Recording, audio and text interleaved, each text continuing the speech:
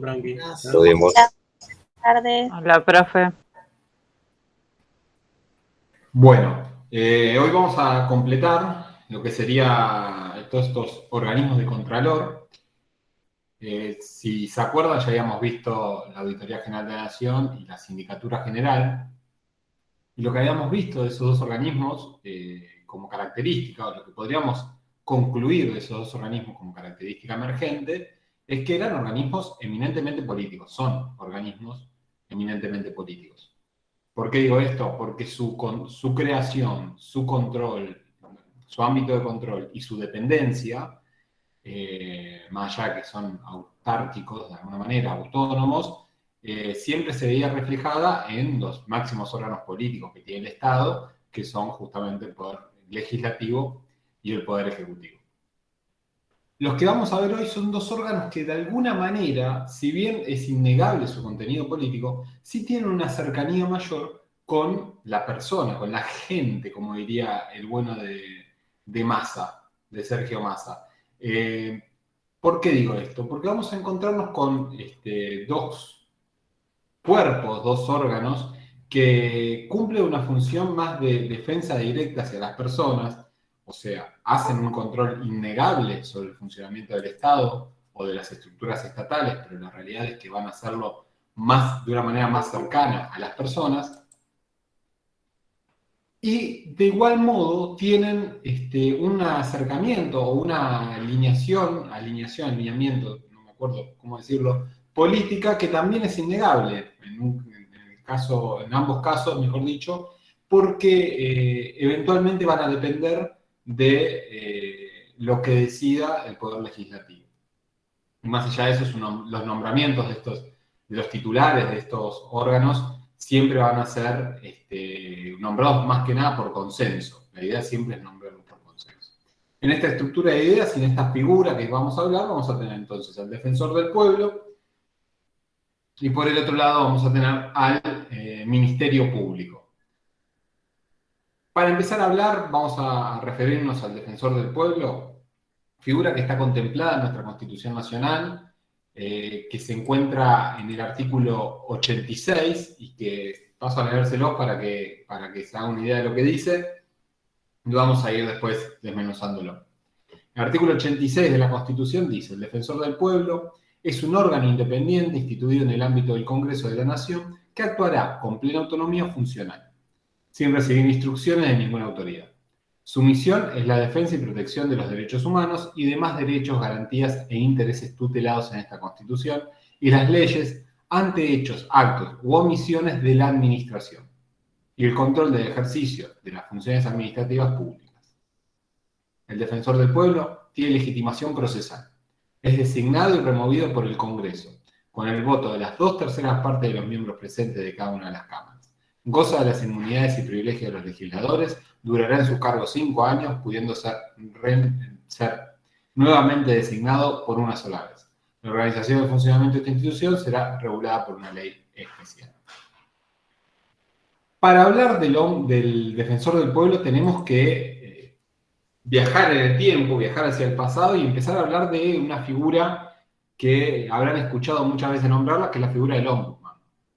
El ombudsman, que no es el omnibusman o el hombre bus, sino que en realidad es ombudsman,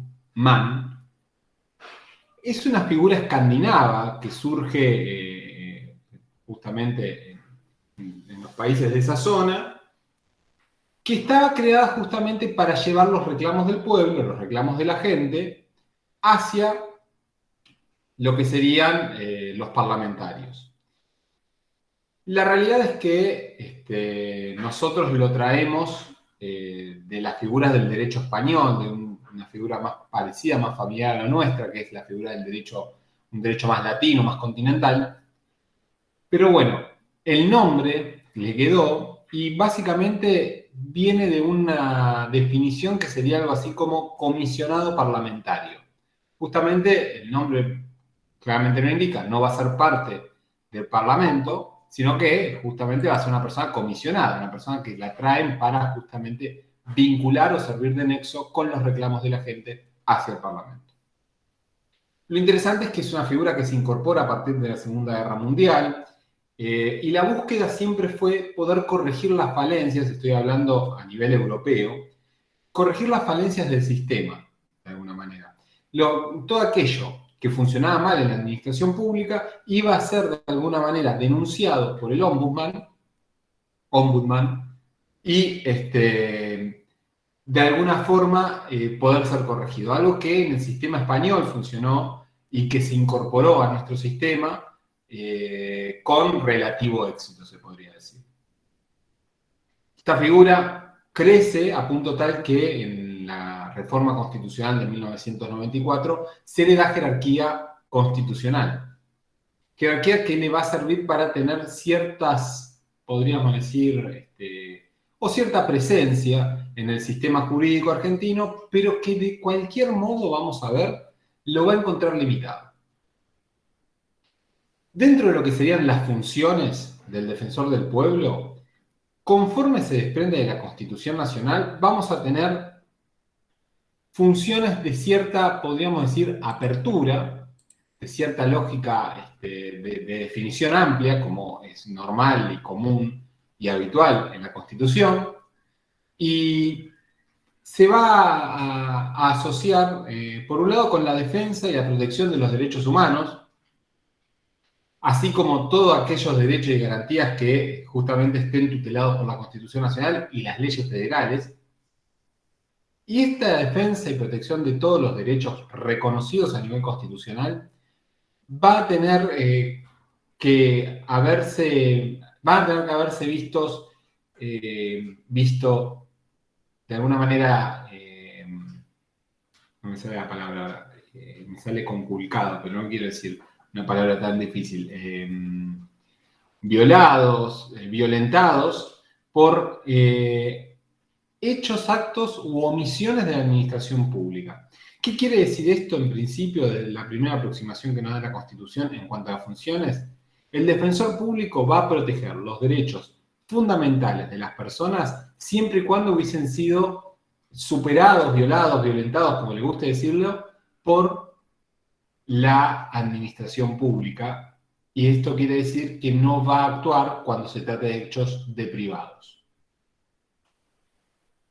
Por supuesto, otra función va a ser el control de las funciones justamente de la administración pública, cómo está funcionando la administración pública, si comete algún tipo de acto que sea ilegítimo de alguna manera y entonces tenga que denunciarlo. Y además va a tener la posibilidad de iniciar acciones legales que van a ser las llamadas acciones de clase, básicamente, que va a buscar defender los derechos constitucionales, como venimos hablando, cuando sean violados a un número extendido de personas. Esto quiere decir que va a iniciar acciones en lo que es llamado los amparos colectivos. Esto se desprende del artículo 43 de la Constitución Nacional, que en uno de sus apartados, ya lo vamos a ver más adelante, tiene la posibilidad de iniciar los amparos colectivos. El defensor del pueblo, en este sentido,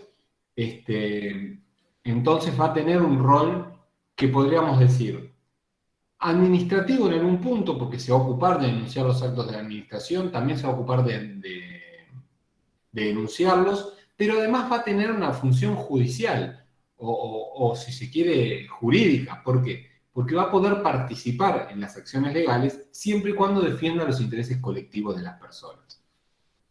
Esto se depende de la letra de la Constitución. Vamos a darnos cuenta que es una lectura armónica entre el artículo 86 y el artículo 43. Ahora, ¿qué pasa con la ley que regula al defensor del pueblo? Que es la 24.284 y todas las que fueron modificando esta normativa posteriormente. Profe. Sí. ¿24.000 cuánto? 284. Gracias.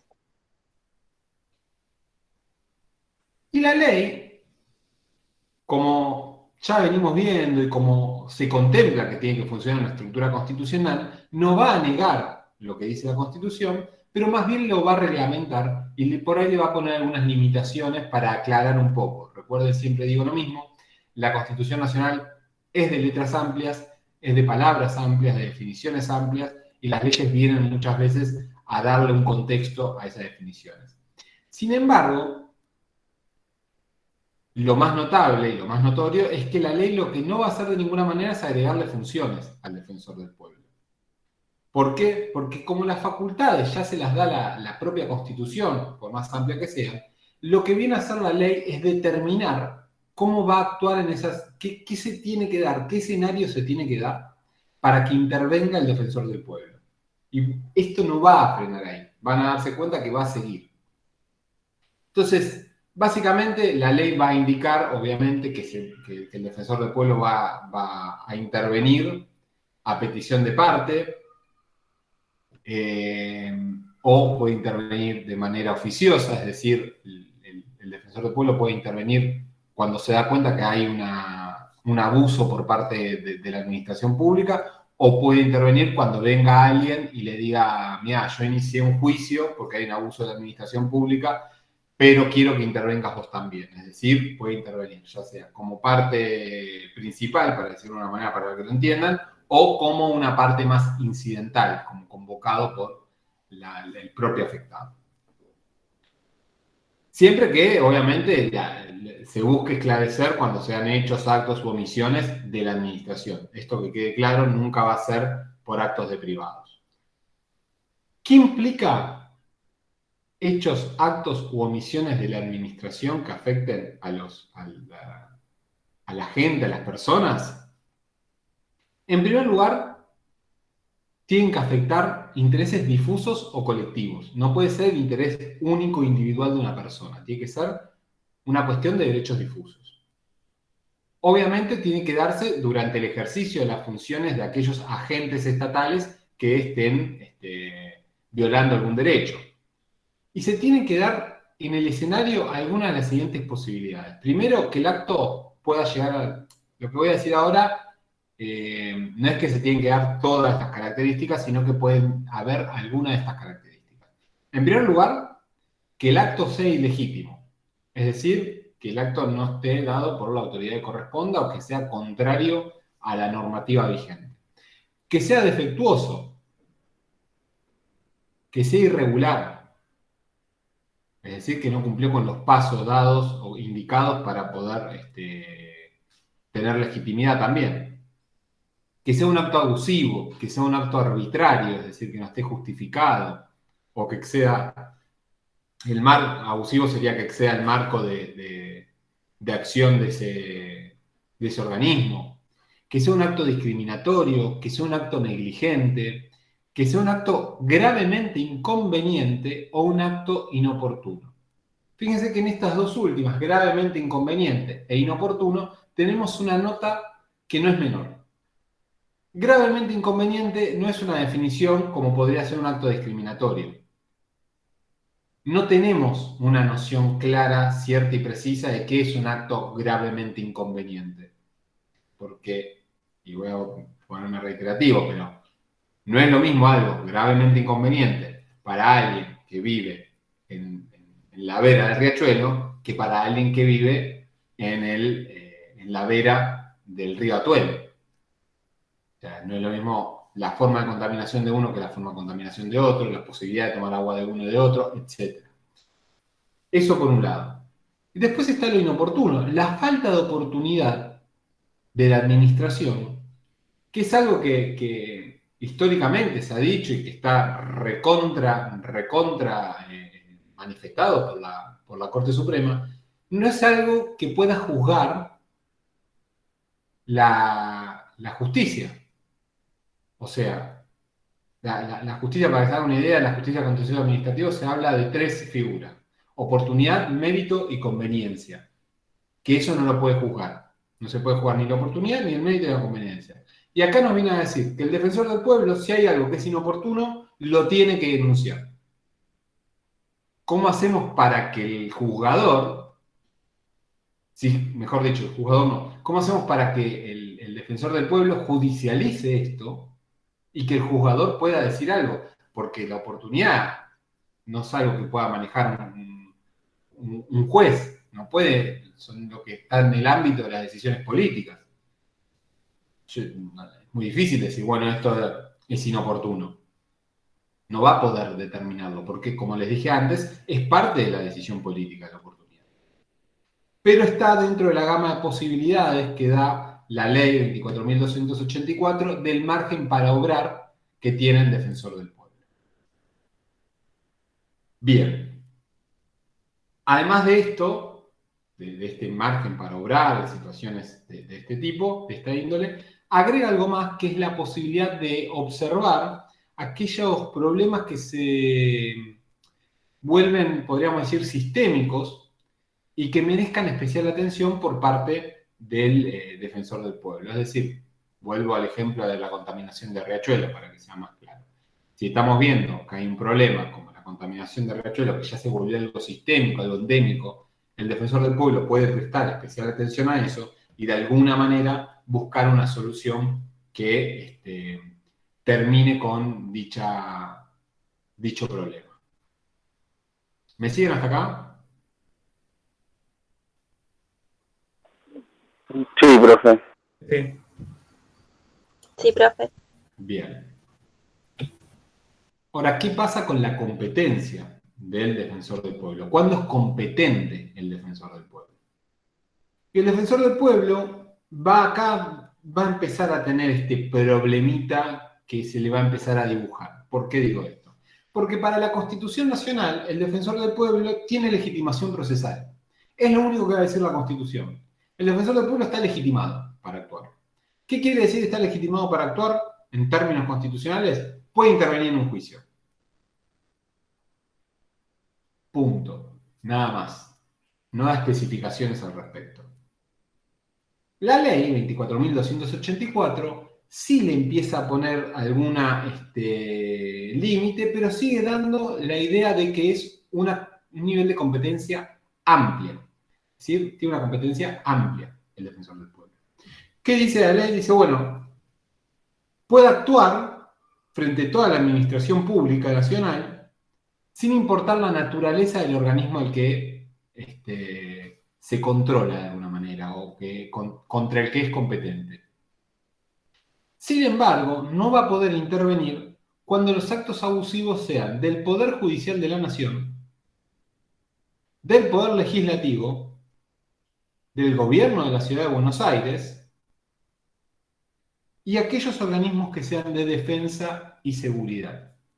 Es decir, le impone la limitación, ya estamos hablando que era frente a toda la administración pública del país, pero dice, ojo, porque el defensor del pueblo no puede actuar cuando lo que considera que está mal es un acto del Poder Judicial de la Nación. No puede controlar a quien controla de alguna manera. ¿Cómo? Consulta. Dijo que no pueden intervenir cuando es Poder Judicial, Ejecutivo. Legislativo. Poder Legislativo del Legislativo. Gobierno de la Ciudad de Buenos Aires. Ok. Después dice, tampoco cuando el acto es del Poder Legislativo, porque el Poder Legislativo hace leyes que son controladas por el Poder Judicial. Bueno, hermano, ¿qué me está diciendo? ¿Que solamente puede contra acto de la administración pública, es decir, contra el Poder Ejecutivo? Sí, puede contra el Poder Ejecutivo. Pero ojo, porque si el Poder Ejecutivo es el del Gobierno de la Ciudad de Buenos Aires, la Ciudad de Buenos Aires va a tener su propio defensor y no puede intervenir el defensor, el reconocido constitucionalmente, que sería el de la Nación, el defensor, perdón, No, lo dije bien, el defensor del pueblo, está bien, no, porque después voy a hablar del Ministerio Público de Defensa, perdón. El defensor no puede intervenir en situaciones que sean justamente del gobierno de la ciudad porque no es su jurisdicción. Bueno, está bien, lo entiendo. Y después dice, ojo, porque dentro del Poder Ejecutivo tampoco va a poder intervenir cuando los actos abusivos sean de órganos de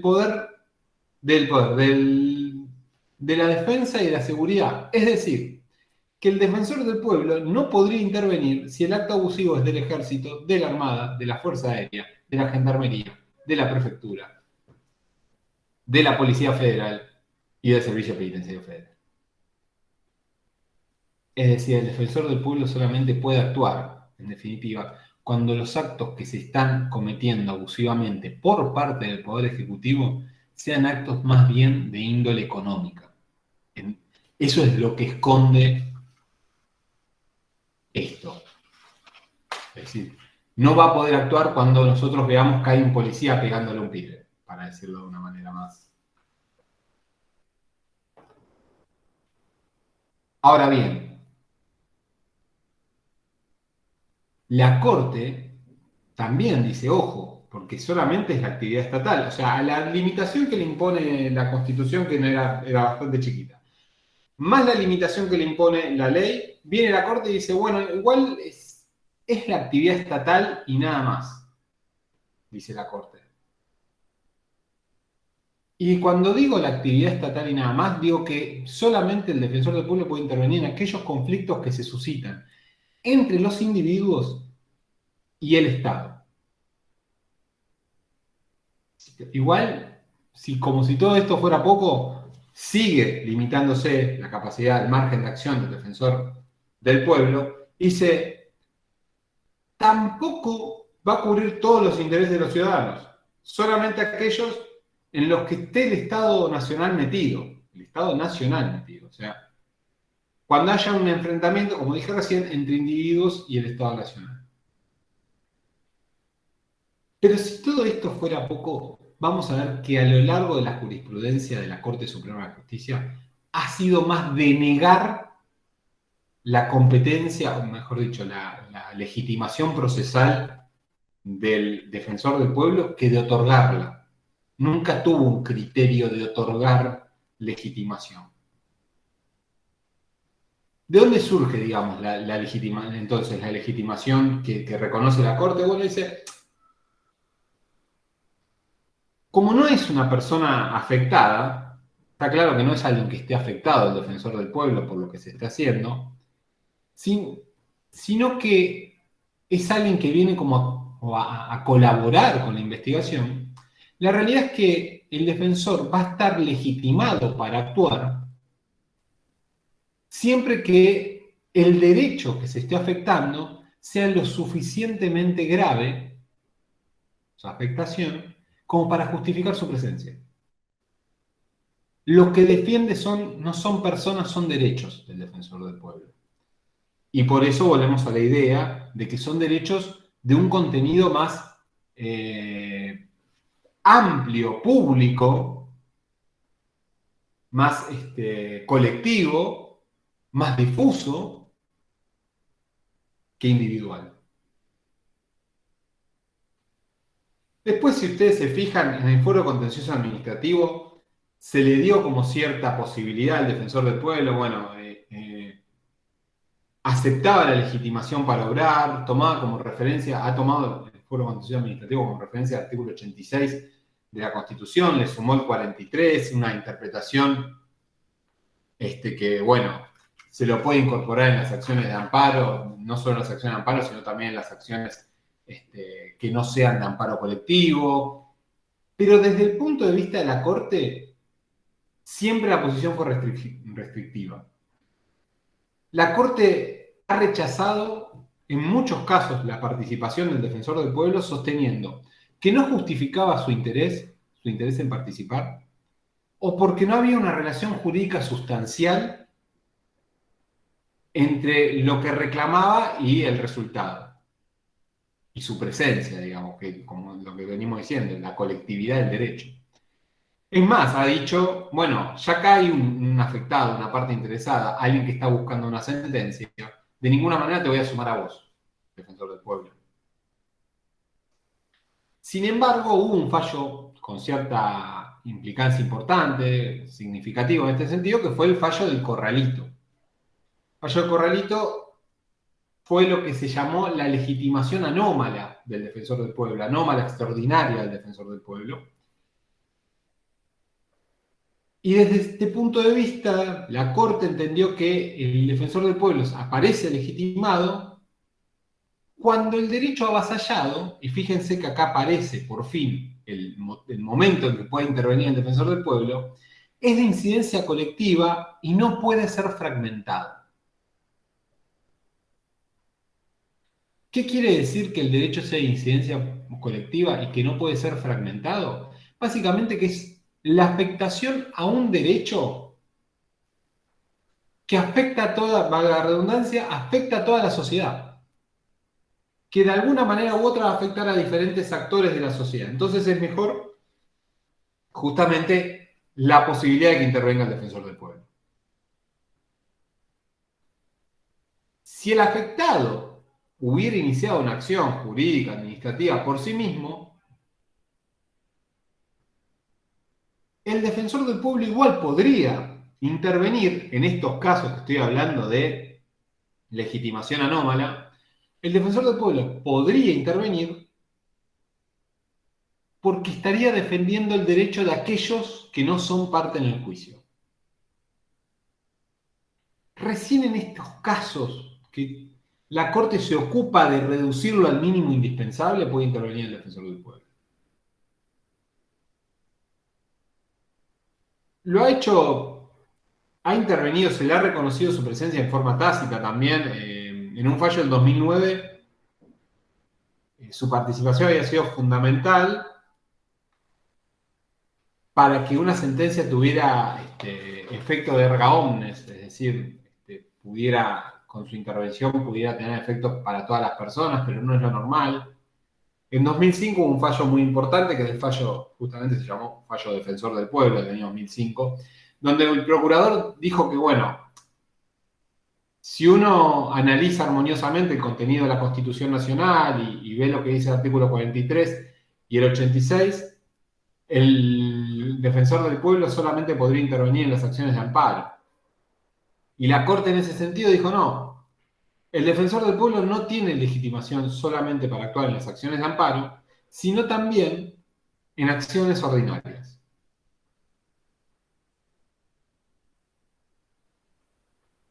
Es algo que aparece en el diálogo parlamentario, digamos, en el diálogo no parlamentario, sino en realidad constituyente parlamentario, en lo que sería la Asamblea Constituyente. Dice, bueno, la Corte ahí dijo, bueno, la legitimación del artículo 86 implica que es amplia para que pueda realizar cualquier tipo de acción. Fíjese que es la misma Corte que les dije antes que no permitía la intervención del defensor del pueblo por diferentes motivos. No solo los amparos del 43, del artículo 43, que ya lo vamos a ver en la próxima clase, porque si fuera solamente lo del amparo del 43, se ignoraría esta posibilidad de legitimación amplia que da el 86. Como les dije antes, el 86 simplemente dice que tiene legitimación para actuar. ¿Qué quiere decir esto? ¿Por qué les dije, bueno, en definitiva esto pareciera que es contradictorio? No. Pues la Corte lo que nos está diciendo es una tabla de doble entrada. Por un lado dice, el defensor del pueblo puede actuar en cualquier tipo de acción, sin importar la naturaleza de esta acción. Una acción ordinaria, una acción de amparo. Lo que no va a poder hacer, y acá es donde cambia la legitimación, es intervenir ante el ataque a cualquier derecho. Va a intervenir siempre que el derecho afectado sea uno de incidencia colectiva. Y ahí es donde le limita la capacidad de acción. No en el contenido, podríamos decir, en lo formal, mejor dicho, no en lo formal, sino en lo material, en lo que puede llegar a reclamar. ¿Me expliqué? Yo no entendí. Esto último respecto de la Corte, o de que empecé a hablar, me muero. Sí, no, de ahora, de esto de la Corte. Como que de un lado le dice que pueda, o sea, como en todos lados, pero después no, le dice. En realidad el juego de la Corte es el siguiente. Lo que hace es decirle al defensor del pueblo, mira, defensor del pueblo, a vos la Constitución te dice que podés iniciar cualquier tipo de acción. ¿Estamos de acuerdo? Estamos de acuerdo. Buenísimo. Vos venís acá con una acción ordinaria, lo que he llamado una acción ordinaria, y podemos analizarla.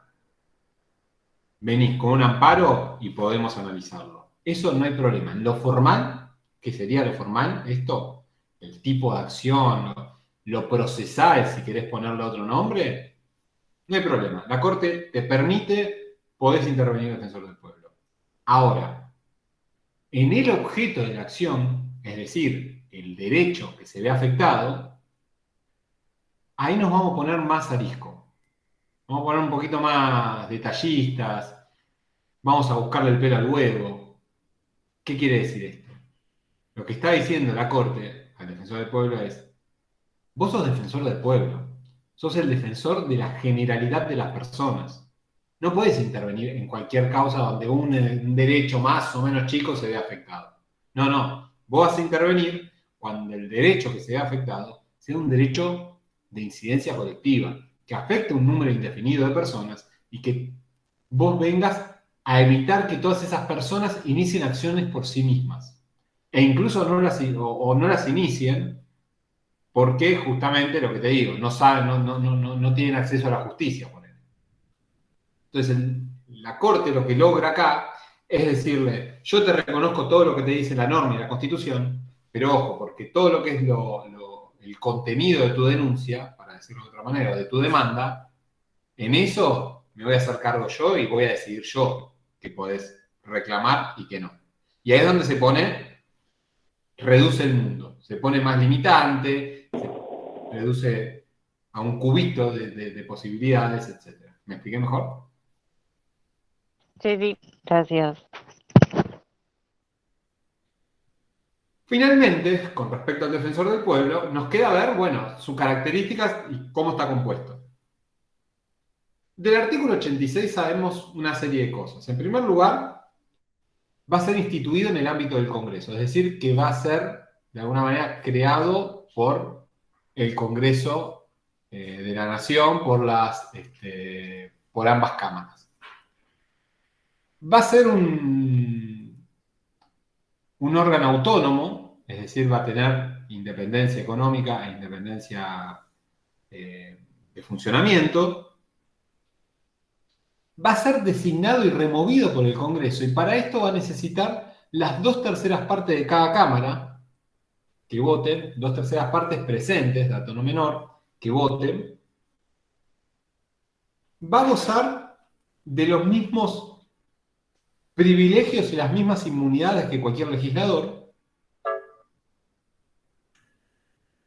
y va a durar 5 años en el cargo. Fíjense, 5 años, no coincide nunca con una elección eso. 5 años en el cargo. De esos 5 años, puede ser reelegido una única vez. Es decir, que el defensor del pueblo se puede desempeñar como tal durante 10 años corridos, como máximo. De lo que dice la ley se va a desprender que también va a poder tener lo que serían defensores adjuntos, defensores del pueblo adjuntos, que va a ser a petición del propio defensor del pueblo y que los va a tener que proponer. Y en 2018 se creó una Defensoría del Pueblo adjunta, la última de todas creadas, que fue la del consumidor y el usuario. Es importante entender esto, ¿no? La figura del defensor del pueblo, que tiene jerarquía constitucional desde el 94, que más o menos un poquito antes ya tenía una ley que lo reglamentara. Crea esta defensoría recién en 2018, cuando la ley de defensa del consumidor es del año también 94, 93-94, demuestra que hubo una demora en cumplir con esta obligación. ¿Se entendió, defensor del pueblo? Sí, profe. Sí, se entendió. Bien. La siguiente figura que vamos a tener ahora para ver, como les dije hoy, son dos figuras que van a tener más proximidad por ahí con lo que sería el común denominador de las personas por sus características, por las funciones que cumplen. El defensor del pueblo ya lo vimos, y ahora vamos a ver el Ministerio Público. En primer lugar, y antes de meternos propiamente en lo que es el Ministerio Público, tenemos que entender algo, que es que el Ministerio Público se subdivide en Ministerio Público Fiscal, debajo de la cabeza del Procurador General, y el Ministerio Público de la Defensa, debajo de la cabeza del Defensor General. Estas dos variantes del Ministerio Público van a tener también su propia estructura, para decirlo de alguna manera. ¿Qué dice la Constitución, artículo 120 de la Constitución, respecto al Ministerio Público? La Constitución indica que el Ministerio Público es un órgano independiente con autonomía funcional y autarquía financiera que tiene por función promover la actuación de la justicia en defensa de la legalidad de los intereses generales de la sociedad en coordinación con las demás autoridades de la República. Está integrado por un Procurador General de la Nación y un Defensor General de la Nación y los demás miembros que la ley establezca. Sus miembros gozan de inmunidades funcionales e intangibilidad de remuneraciones. Fíjense que la figura del Ministerio Público, como les dije recién, se subdivide, pero vamos a ver más o menos qué implica el primer párrafo del artículo 120 tiene una serie de definiciones que dan pauta de algunas cosas que en la práctica no podemos establecer que sean tan así. En primer lugar dice, órgano independiente con autonomía funcional y autarquía financiera. Y sigue que tiene por funciones promover la actuación de la justicia en defensa de la legalidad de los intereses generales de la sociedad en coordinación con las demás autoridades de la República. El primer párrafo lo que nos está diciendo a grandes rasgos es que el Ministerio Público en realidad es un cuarto poder que quiere cumplir las funciones del cuarto poder.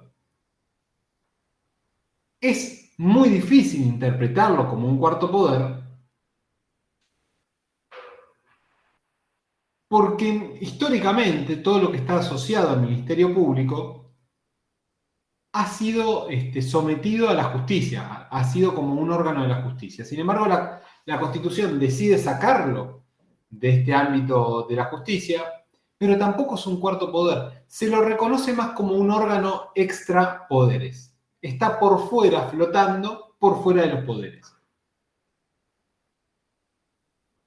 Y su búsqueda y su objetivo va a ser justamente defender los intereses de la sociedad, del Estado, de alguna manera, en las acciones judiciales.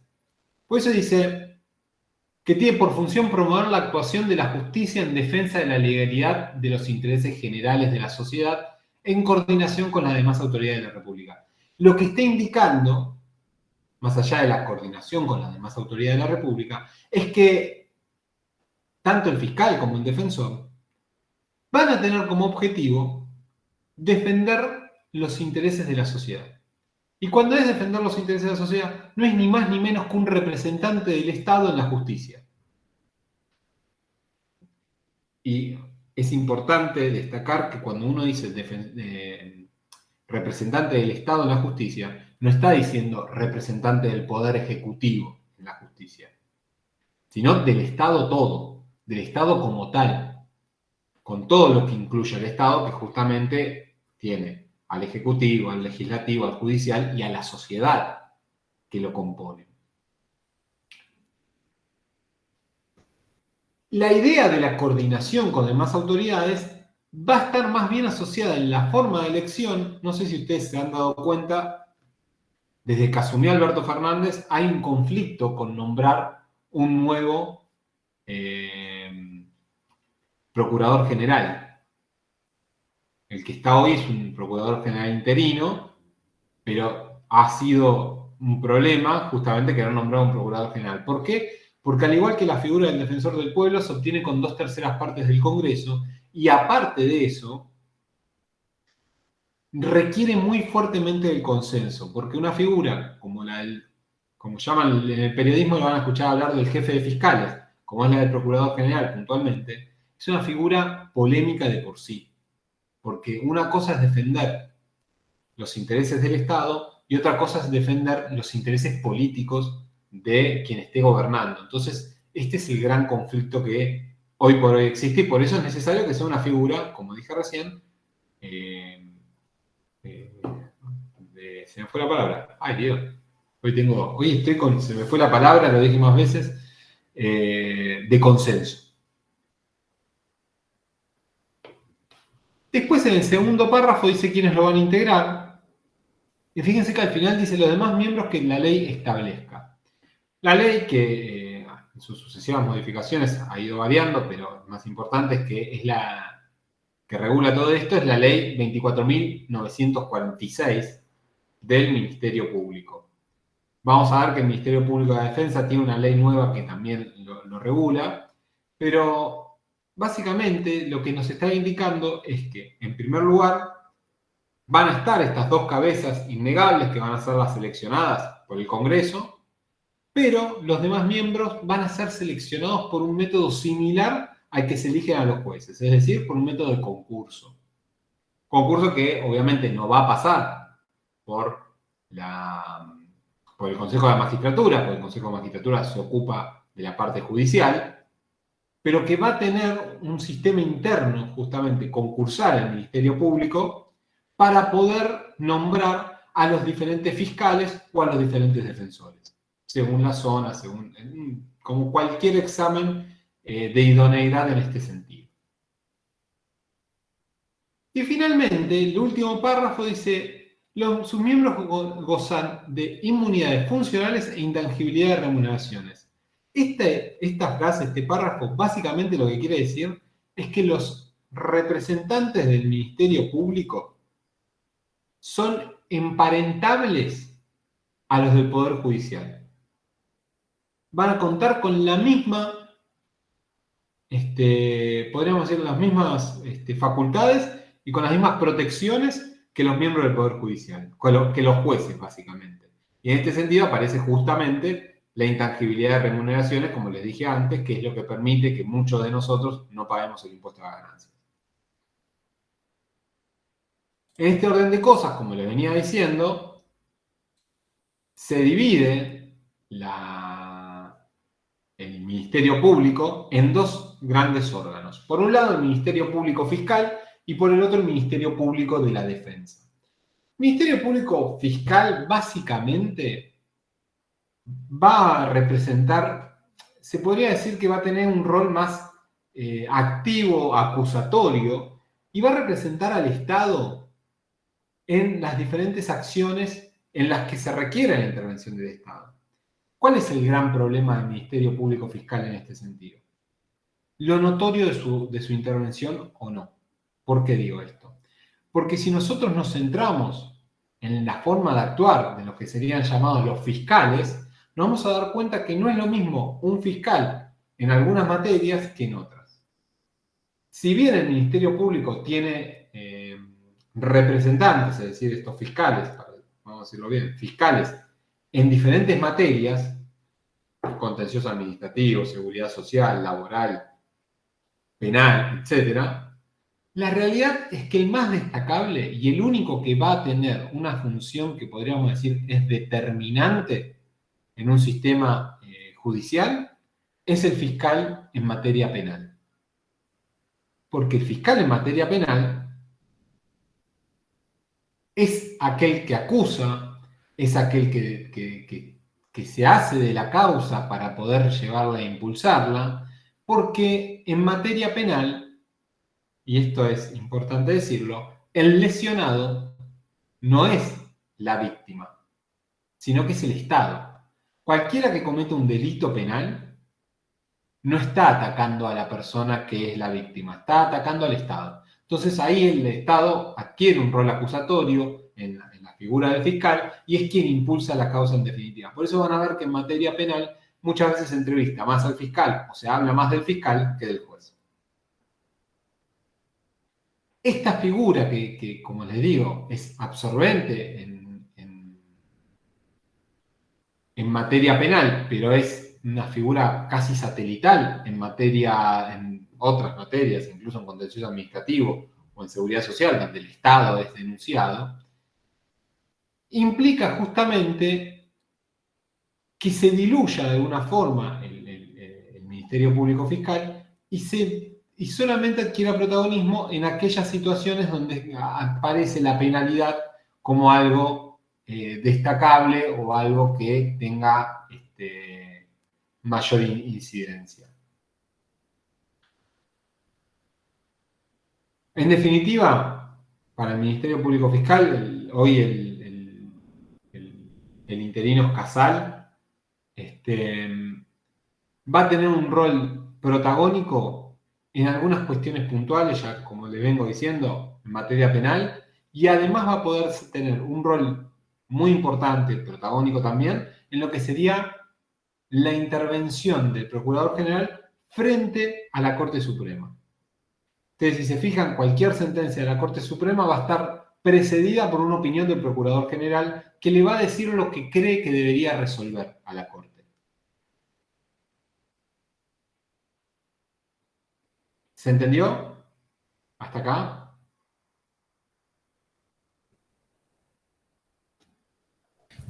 Sí, ¿Sigo? profe. Sí, profe. Está bien.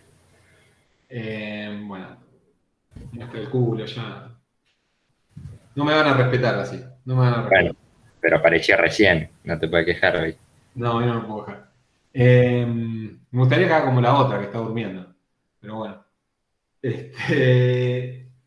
Abierto ya lo del defensor, perdón, lo del Ministerio Público Fiscal, nos quedaría hablar del defensor oficial. El Ministerio Público de la Defensa.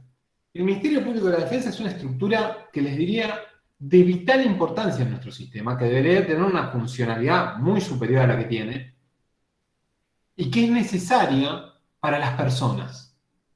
Este es de todas las figuras que vimos hasta ahora, es la que más cerca debería estar de las personas.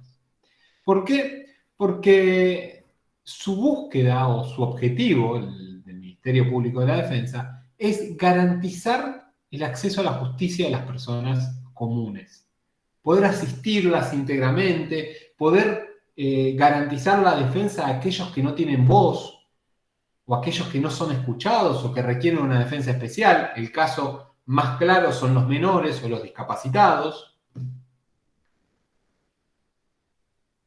Y su rol es representar a aquellos que en definitiva no van a tener un abogado, por ejemplo, también.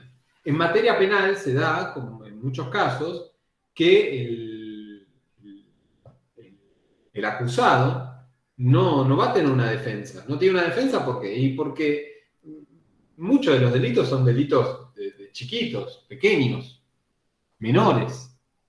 Y son hechos por personas que realmente no tienen recursos y que no van a ser defendidas por abogados penalistas o renombrados o abogados penalistas y punto.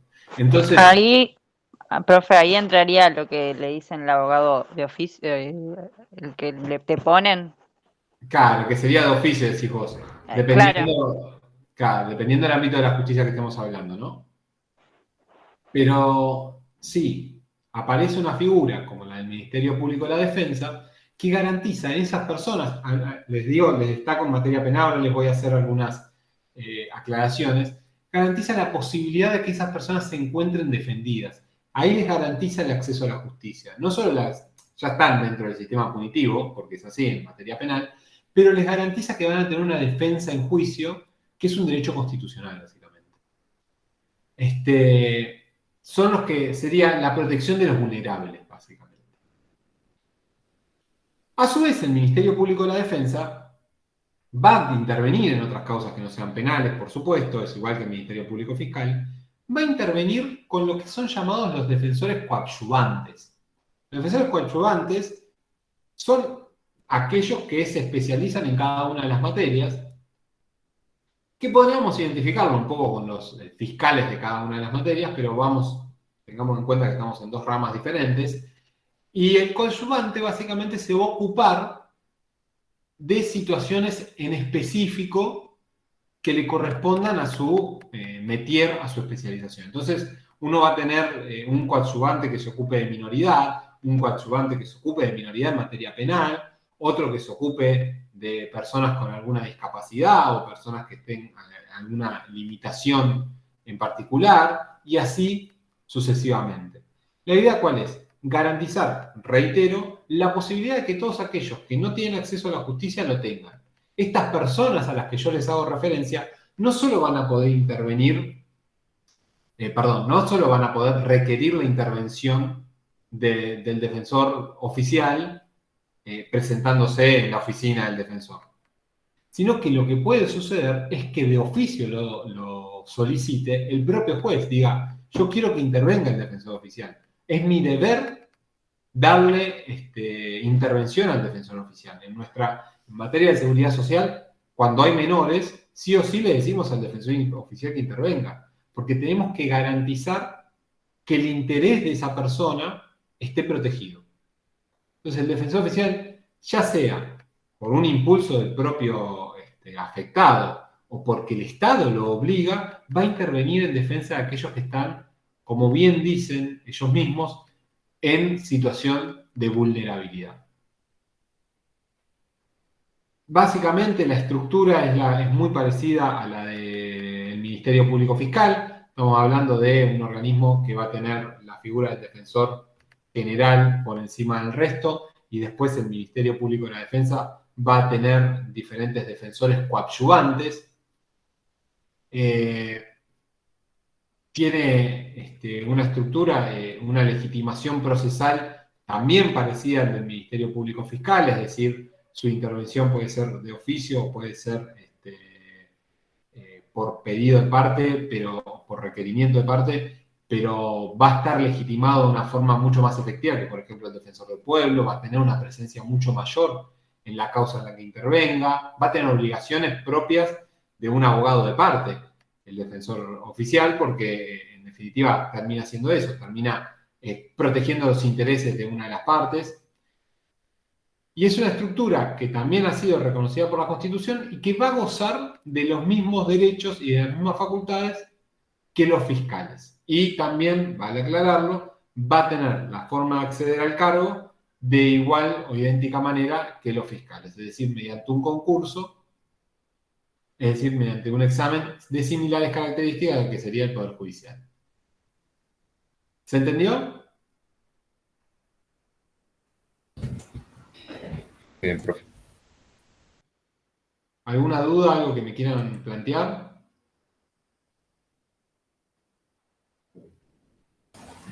No. Todo claro. Bueno, si no hay dudas, siendo que es viernes y que lo último que deben querer ver es mi jopo, son libres de mí. No, profe, gracias. Bueno, profe, nos vemos el martes. Chao. Vamos. Profe, Muchas gracias. chau, Chao, chau. profe. Chao, Pancha. No.